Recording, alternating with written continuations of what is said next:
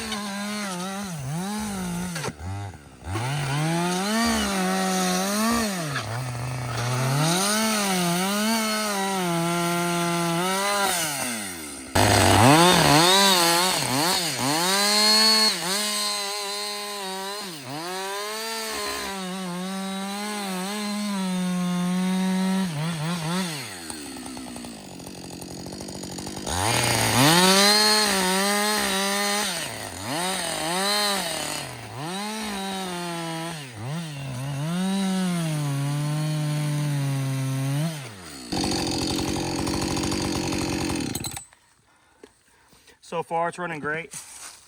I've got, I'd say about, I don't know, 2/3 of a tank gone. But listen, this is real world practical use, right? 60cc saw, bucking up some windfall, some dead windfall. One tank should be able to get this. And the saw should continue to run. I should be able to do 3 or 4 of these trees in a row with, if my body could keep up, right? So anyway, so far, like I said, I'm happy with how it's working. Let's see if it starts again. I'm not gonna do anything. No fast idle or nothing. Let's see if it starts. Good.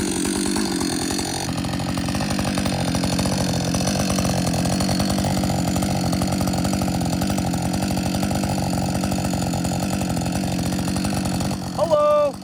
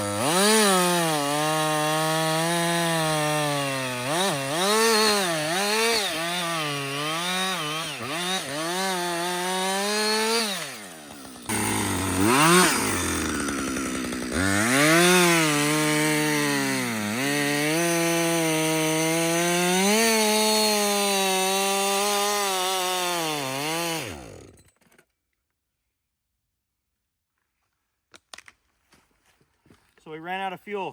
So we're gonna go ahead and put some more fuel in her. We're gonna see if she can make a few more cuts. Because this is a real life scenario, right? We're cutting, and boom, you run out of fuel. You keep working.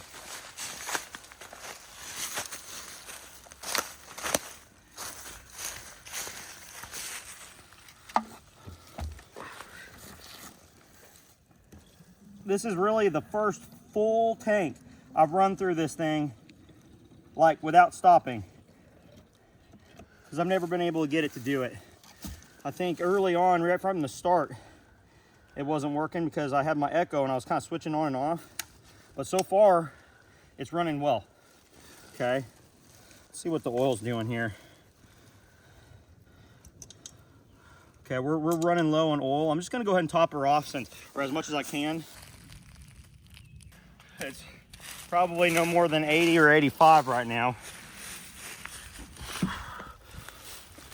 This oil, this bar oil, I think would be excellent in winter. Too thin, I think, most of the time. But in winter, I think it would sling real nicely. But it's almost, I swear, it's almost like 15 weight straight oil or something.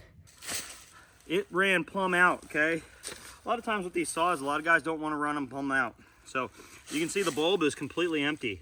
What we're gonna do is we're just gonna pump this up just to get fuel into that carb, to purge the air out of the system. Okay, so we're there. I'm not gonna do anything fast idle or nothing. Let's see what happens. Hey.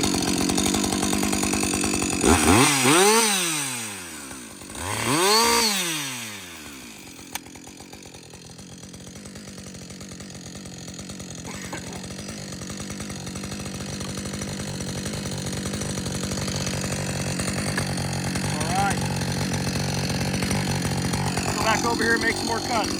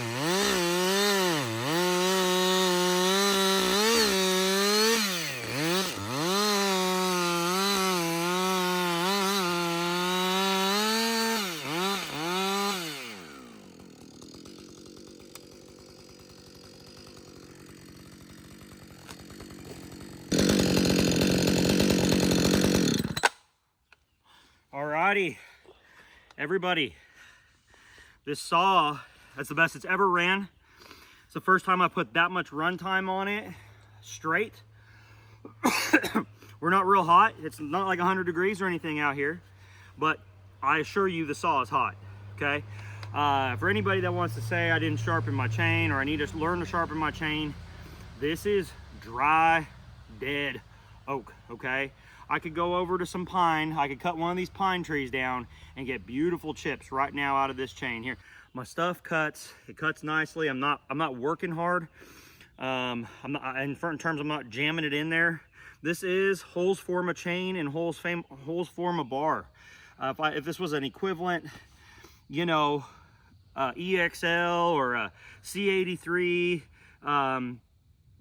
Husqvarna chain, it'd be awesome. But y'all, it's only awesome right out of the box, right, on those C83s, because then you lose the profile as soon as you file. So, is it fixed? Well, that's the most fixed it's been since I've had it. I'm gonna continue to run it, guys. Many people have advocated on my 620p and this saw here. Immediately, they're saying first thing you gotta do is muffler mod it. First thing you got to do is pull limiters on the Echo saw. This saw right here is a case for not voiding the warranty immediately, okay? This saw is 100% stock because that's the way Husqvarna warranties it, is stock. As soon as I modify something and it's not running right, they could easily say your modification is what caused the saw not to run right, right? No matter how much you believe it, however many YouTube comments and how many people say otherwise, Husqvarna, I believe, in a warranty type claim, had I muffler modded this saw, I would have no recourse. I would have, and then I would have had to start buying parts trying to fix it, because that's what the dealership was doing, everybody. Remember, it didn't throw code saying what was wrong with it. It always said it ran fine. Now, I'm gonna address something here. Whether or not that software update fixed the saw, I think it's a little too early to tell. I can tell you this, it's the most hopeful I've been. And remember, they didn't software update it per se. So the sequence of events was, guys, it wasn't running right. I took it in, they flashed it, okay? They flashed it, updated it with new software. They did this and my 545 at the same time. My 545 has always worked well, and it's continued to work well. This saw was not repaired with the software update. So, brought it home, wasn't working properly. I took it back in. Husqvarna says, you need a new carburetor. Okay, after they did a leak down test. They made sure it had no air leaks. All right, so I was happy with that. No air leaks, that was the number one concern, right? Does this saw leak in air? Is it sucking air? They replaced the carburetor and verified it had no leaks. Brought it home. I don't know what happened after they replaced the carb. Did they just swap the carb, start it up, and it worked, and they sent it home? I don't know, okay? But this is the deal, everybody. These saws need to be able to have a dealership swap a part, turn it on, run it, and send it off. Guys, the majority of the country we do not have saw shops, okay? I've seen one saw shop in my life, and it was just recently over near south of Flagstaff, Arizona. We don't have saw shops in this part of town. We've got places like Ace, rental centers. We've got little mom and pops that do all small engine repair. They don't have trees to just go out and cut like this. Okay, I cut a lot of wood, everybody. That was a darn near oak tree. I bucked it into firewood. They say one tank, I'm trying to remember if it cuts a rick or, I don't think it cuts a cord, approximately. But listen, I cut a bunch of wood. Would it be nice if the saw shop had big old cans of wood just to buck? It'd be nice, but they don't, and they can't, okay? Because the reality is we've already talked about this. Most homeowners run a saw, dull it, and burn it up. They don't run a saw properly. They're going and buying the cheapest stuff there is. My dealership probably won't see another 562. I doubt they'll ever see another 562 because they had to order it for me. they're not going to buy one and let it sit on the shelf. The last 550 XP they had sat on the shelf for months. And the only reason why it sold, I believe, is because we had that torrential storm with huge winds. Their saws were sold out everywhere. So, I mean, they can't just buy a saw. I'm just talking out loud. I'm thinking here, everybody. They can't just buy a saw, 562, and have it on the shelf, oh, and then take the coil out of it and fix mine, because they don't have very much markup on these. I'm not giving excuses for my dealership, but I'm talking about the practicality here. Am I happy? Am I happy I've had to go back and forth to the dealership? Absolutely not. Guys, I sent an email before Independence Day weekend on Friday, late in the day. Okay, so I don't expect anything from Husqvarna. I mean, they're in North Carolina, I believe. I sent an email, big long explanation of what has happened so far. Okay, I haven't heard anything back. Now, it did say 1 to 2 business days. Friday, Saturday, Sunday, Monday technically may not have been a business day. 4th of July was not a business day. We are now on Thursday. This is the 2nd business day. I'm not upset necessarily. I haven't heard back from them yet. But I will tell you this, my dealership, I asked my dealership to have the rep call me. They called me when I was on my trip out west here. And I said, man, I'm not happy with just a flash. Honestly, I just don't think it's going to be fixed. Now, I could eat my words. It could be fine. Okay, this saw could be better than ever, and it might be perfect for the rest of the time I own it and the rest of its lifespan. I don't know. But I will say this. I asked the rep to call me. I told him, I said, give him my phone number, give him my email address. He says, I will. I asked him today, did you give my information to the rep? He said, I sent an email to him. He said, honestly, I have not had a rep in years. Y'all, I'm not so sure that Husqvarna is serious about doing business in a lot of the country. I mean, you have to focus on where it makes sense to do business, right? Yeah, we don't have a big timber industry here. We have tons of trees for miles and miles, square miles. It's like this, okay? Oaks, pines, cedars, hickories, walnuts, firewood. There's some logging. But this is the deal. It is, you only see Stihl. That's it. The only people with Husqvarnas, I think, are like the contract, like tree crew companies. They run Stihl, they run Husqvarna, some of them run Echoes. Y'all, I just don't think that Husqvarna, my feeling is I feel as if they've ceded to Stihl in especially regions. Maybe they figure, you know, they can sink however much money into middle of the United States or wherever, but maybe they figure it's not worth it. But I think it is worth it, and I'll tell you why. I don't particularly like Stihl saws ergonomics. I've already said all this. I'm not going to go over it again. I like Huskies. I like their design. I like a lot about them, but I am not impressed with their warranty process. I am not impressed. I'm impressed with the saw. And guys, keep this in mind. I'm reasonable here. Remember, I have a technical background. I know it's hard to fix intermittent type issues. That's why I'm not so confident that this is 100% done yet, but I will say it's running better than ever. In fact, let's go ahead and just try to warm start this real quick. I'm not going to cut. I'm just going to warm start it. Guys, it's been off long enough. What I'm gonna do is, I'm gonna pull it. Let's see what happens here. No, so I'm gonna go ahead and pump it a few times.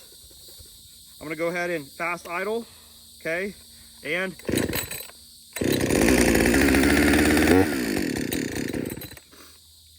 let's see what happens here. All right, that's choke.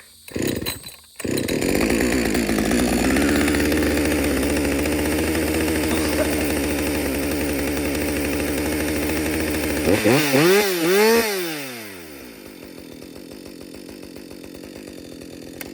everybody,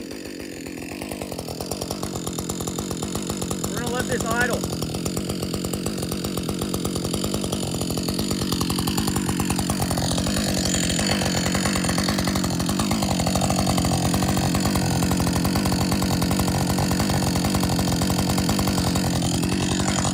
This is a real scenario. Took a break, took a lunch break, had some water, fueled it up, need to rest. see if the saw will run and idle.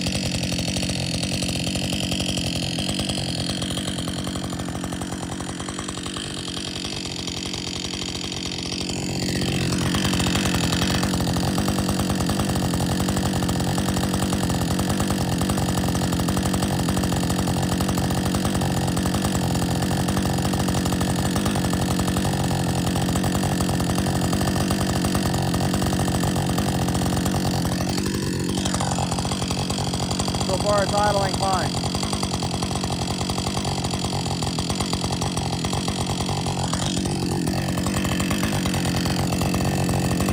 What do you think? Will it idle?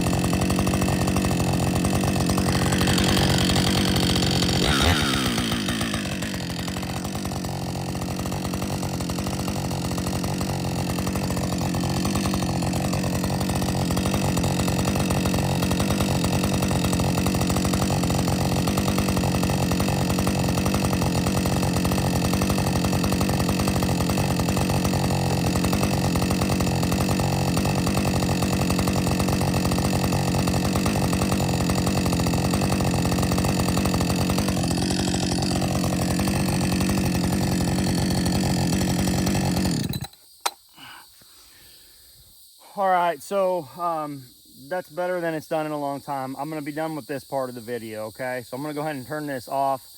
Everybody, thanks for watching. I really don't want my channel to be about the 562 XP that doesn't work. That's not what I want, okay? But unfortunately, it's been that for a little while here. I have some cooler information. I'm gonna go ahead and shoot here. I'm gonna be a dirty son of a gun. Let me tell you, I'm gonna be dirty. So I'm gonna shoot this video.